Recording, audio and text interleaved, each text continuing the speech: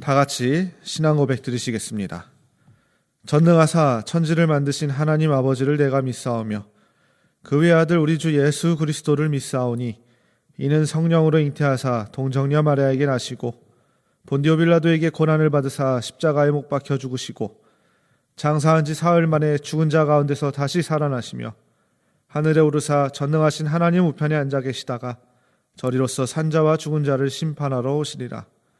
성령을 믿사오며 거룩한 공회와 성도가 서로 교통하는 것과 죄를 사하여 주시는 것과 몸이 다시 사는 것과 영원히 사는 것을 믿사옵나이다. 아멘. 찬송가 435장 찬양하시겠습니다.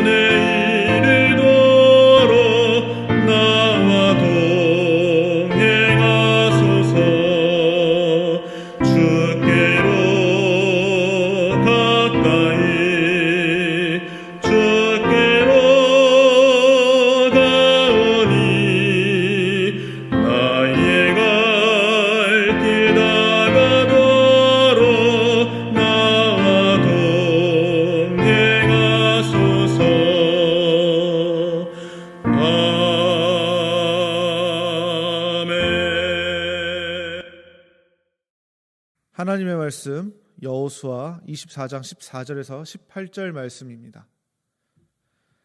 제가 봉독하도록 하겠습니다. 그러므로 이제는 여호와를 경외하며 온전함과 진실함으로 그를 섬기라. 너희의 조상들이 강 저쪽과 애굽에서 섬기던 신들을 치워버리고 여호와만 섬기라. 만일 여호와를 섬기는 것이 너희에게 좋지 않게 보이거든 너희 조상들이 강 저쪽에서 섬기던 신들이든지 또는 너희가 거주하는 땅에 있는 아모리 족속의 신들이든지 너희가 섬길 자를 오늘 택하라. 오직 나와 내 집은 여호와를 섬기겠노라 하니 백성이 대답하여 이르되 우리가 결탄코 여호와를 버리고 다른 신들을 섬기기를 하지 아니하오리니 이는 우리 하나님 여호와께서 친히 우리와 우리 조상들을 인도하여 애굽 땅 종되었던 집에서 올라오게 하시고 우리 목전에서 그 큰 이적들을 행하시고 우리가 행한 모든 길과 우리가 지나온 모든 백성들 중에서 우리를 보호하셨음이며 여호와께서 또 모든 백성들과 이 땅에 거주하던 아모리 족속을 우리 앞에서 쫓아내셨습니다. 그러므로 우리도 여호와를 섬기리니 그는 우리 하나님이시니이다 하니라. 아멘. 오늘 본문은 여호수아가 자신의 삶이 얼마 남지 않았음을 알고 이스라엘 백성에게 율법책을 읽어준 후에 하나님을 섬길 것인지 아니면 우상을 섬길 것인지 선택하라고 말합니다. 그리고 하나님의 신실하심을 기억하고 구원의 관점에서 살아갈 것을 촉구합니다. 그리스도인인 우리 역시 이스라엘 민족처럼 우상을 물리치고 하나님께 순종함으로써 그리고 온전함과 진실함으로 주님을 예배함으로써 하나님의 구원 안에서 살아가도록 부름을 받았습니다. 오늘 본문을 같이 살펴보면서 하나님의 부르심을 받은 그리스도인들의 신앙생활은 어떤 모습으로 나아가야 하는지 함께 살펴보기를 원합니다. 먼저 그리스도인의 신앙생활의 모습은 온전함과 진실함으로 하나님께 예배를 드려야 합니다. 이스라엘 백성들에게 신실한 삶을 살도록 명령한 여호수아의 삶을 잠시 살펴보면 그는 이집트의 노예로 태어나서 모세의 지도 아래 전사가 되었습니다. 그는 모세의 가르침을 따랐으며 아말렉을 물리치는 데 성공했습니다. 하나님께서는 모세에게 이것을 책에 기록하여 기념하게 하고 여호수아의 귀에 외워 들리라. 내가 아말렉을 없이하여 천하에서 기억도 못하게 하리라라고 말씀하실 때부터 이미 여호수아를 선택해 준비시키셨습니다. 하나님께서는 여호수아를 내내 훈련시키셨습니다. 그는 모세의 지시로 약속의 땅을 정탐하기도 했습니다. 정탐꾼들 중에 오직 여호수아와 갈렙만이 하나님의 약속과 일치된 보고를 했습니다. 모세의 후계자로서 이스라엘을 오랫동안 신실하게 이끌어온 여호수아가 백성에게 하나님의 구원 가운데 살아가라고 권고하고 있는 것입니다. 14절을 보면 그러므로 이제는 여호와를 경외하며 온전함과 진실함으로 그를 섬기라. 너희의 조상들이 강 저쪽과 애굽에서 섬기던 신들을 치워버리고 여호와만 섬기라 라고 여호수아가 이스라엘 민족에게 명령하는 것을 볼 수 있습니다. 이것은 이스라엘 백성에게 예배에 관한 중요한 가르침을 전해주는 것입니다. 여호수아는 하나님을 섬길 때 필요한 것과 버려야 할 것에 관하여서 알려주고 있습니다. 그는 하나님을 섬길 때 온전함과 진실함이 필요하며 이스라엘의 조상이 아브라함 때부터 유프라테스 강 저편에서 섬겨온 우상들과 이집트의 신들을 버려야 한다고 말합니다. 비록 우리는 그들과 다른 시대를 살고 있지만 거룩함에 대한 하나님의 기준은 변함이 없습니다. 하나님을 경외한다는 것은 두렵고 떨리는 마음으로 하나님 앞에 서는 것입니다. 여호수아가 가르친 것처럼 하나님을 섬기는 데는 온전함이 필요합니다. 온전함이란 말은 다윗이 원수로부터 자신을 구원해 주시는 하나님을 묘사할 때도 사용되었습니다. 그는 강직한 자신에게 하나님께서 의로 갚아주셨다라고 말합니다. 여호수아가 온전함이라는 이 강력한 표현을 쓴 이유는 이스라엘이 하나님께 건성으로 헌신함으로써 치르게 될 대가를 염려하고 하나님을 전심으로 섬기도록 이끌기 위해서입니다. 또한 여호수아는 백성에게 진실함으로 하나님을 섬기라고 가르칩니다. 그의 명령에는 참된 백성이 되어야 한다는 경고의 의미가 담겨져 있습니다. 하나님께서는 우리 마음과 내면의 생각까지도 아시는 분이기 때문입니다. 하나님을 진실함으로 예배드리시는 성도님들이 되시기를 바랍니다. 진실한 예배를 통해서 참된 그리스도인이 되고자 하는 마음을 하나님께 올려드리시는 성도님들이 되시기를 바랍니다. 다음으로 그리스도인의 신앙생활의 모습은 내 마음속 우상을 제거하는 것입니다. 15절을 보면 여호수아가 만일 여호와를 섬기는 것이 너희에게 좋지 않게 보이거든 너희 조상들이 강 저쪽에서 섬기던 신들이든지 또는 너희가 거주하는 땅에 있는 아모리 족속의 신들이든지 너희가 섬길 자를 오늘 택하라. 오직 나와 내 집은 여호와를 섬기겠노라 하니라고 말하였습니다. 이스라엘 백성은 여호수아의 말이 무엇을 의미하는지 알았습니다. 여호수아는 유일하신 참 하나님과 거짓 신들이 동시에 섬기는 이 중립이라는 여지를 주지 않았던 것입니다. 그는 한 사람이 하나님께 드릴 수 있는 전적인 충성의 모습을 보여주면서 자신과 그 가족은 하나님만을 섬길 것을 맹세합니다. 이에 이스라엘 백성은 아멘으로 해답하였습니다. 이들의 대답은 그들 역사 속에 개입하셨던 하나님에 대한 믿음에 기초한 것입니다. 그들이 기억하는 역사는 여호수아가 회상하는 역사와 일치합니다. 그들은 하나님께서 아브라함에게 주셨던 약속을 지키기 위해서 그동안 행하셨던 기적들을 잘 알고 있었습니다. 이스라엘 백성이 하나님을 섬기며 하나님만이 자신들의 하나님임을 선언하고자 하는 것은 그들을 향한 하나님의 신실하심 때문입니다. 그런데 여호수아가 뜻밖의 말을 합니다. 19절 말씀에 너희가 여호와를 능히 섬기지 못하는 것은 그는 거룩하신 하나님이시요 질투하시는 하나님이시니라고 말을 하는 것입니다. 여호수아는 왜 이런 말을 한 것일까요? 여호수아는 그들의 열정적인 맹세 뒤에 펼쳐질 현실을 잘 알고 있었기 때문입니다. 그는 이스라엘 백성의 죄짓기 쉬운 성향과 자신들을 구원해 주신 하나님을 종종 잊고 난 그 불성실한 과거를 잘 알고 있었습니다. 그는 이스라엘 백성의 죄짓기 쉬운 성향과 자신들을 구원해 주신 하나님을 종종 잊고 난 그 불성실한 과거를 잘 알고 있었습니다. 하나님을 섬기는 것은 중요한 문제입니다. 몇 마디 다짐으로 끝낼 수 있는 일이 아니라는 것입니다. 하나님을 거역하면 끔찍한 결과를 맞이하게 될 것이기 때문입니다. 특히 하나님을 저버리고 이방신을 섬기는 사람은 그 대가를 치러야 할 것입니다. 그러나 이스라엘 백성은 여호수아의 이런 경고에도 불구하고 침착하게 다시 한번 신앙 고백을 합니다.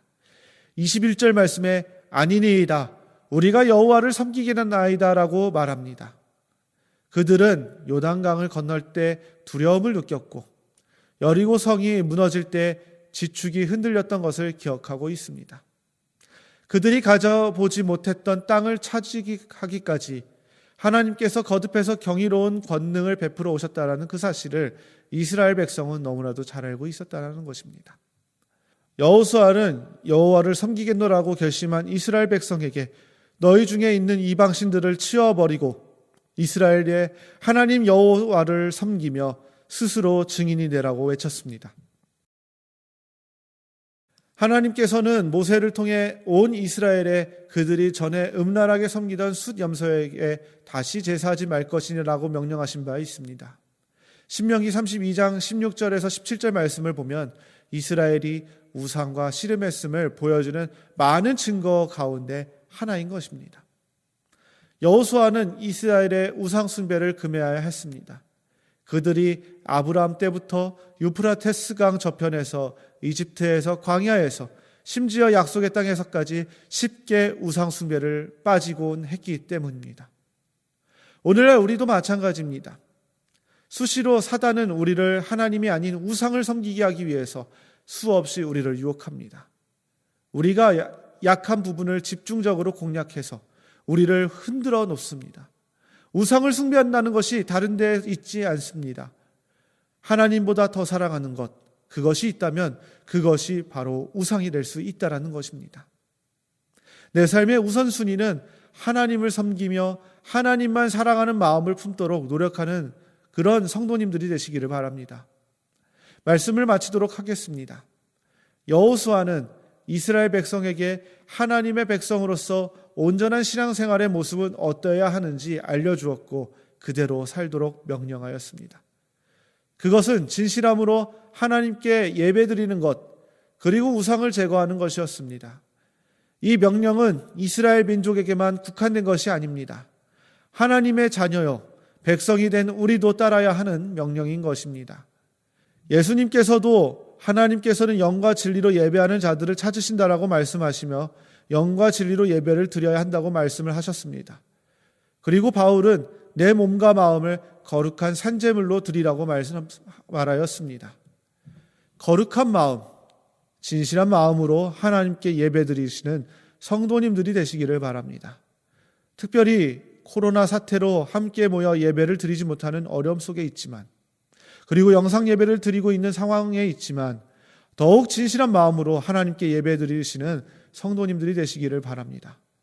그리고 내 마음속에 찾아오는 유혹들 앞에 넘어지지 않도록 하나님만 바라보시고 나의 연약함으로 흔들리고 넘어졌다면 바로 자복하고 돌이켜 하나님만 바라보시는 성도님들이 되시기를 바랍니다.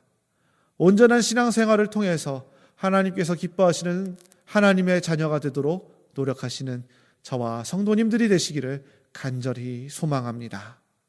기도드리겠습니다.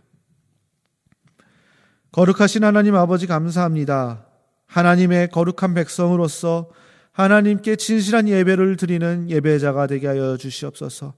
하나님을 더욱더 사랑하고 다른 것들은 바라지 않는, 또한 어떠한 유혹 앞에서 넘어지지 않는 참된 신앙생활을 하는 신실한 그리스도인이 될 수 있도록 주님 우리를 붙잡아 주시옵소서. 수많은 유혹이 우리에게 찾아온다 할지라도 우리는 그 모든 유혹 앞에서 떳떳이 이겨내게 하여 주시고 오직 하나님만을 바라보며 나아가는 참된 그리스도인, 진실한 마음으로 하나님을 더욱더 바라보는 예배자가 되게 하여 주시옵소서. 특별히 상황이 어려운 가운데서도 하나님께 예배를 드리는 그 진실한 마음은 변함없도록 늘 승리하는 예배자의 삶을 살아가는 우리 성도님들이 될 수 있도록 주님 인도하여 주시옵소서. 예수님의 이름으로 기도드립니다. 아멘. 주기도문으로 예배를 마치겠습니다. 하늘에 계신 우리 아버지여, 이름이 거룩히 여김을 받으시오며 나라의 마옵시며 뜻이 하늘에서 이룬 것 같이 땅에서도 이루어지이다. 오늘날 우리에게 일용할 양식을 주옵시고 우리가 우리에게 죄 지은 자를 사하여 준 것 같이 우리 죄를 사하여 주옵시고 우리를 시험에 들게 하지 마옵시고 다만 악에서 구하옵소서. 대개 나라와 권세와 영광이 아버지께 영원히 있사옵나이다. 아멘.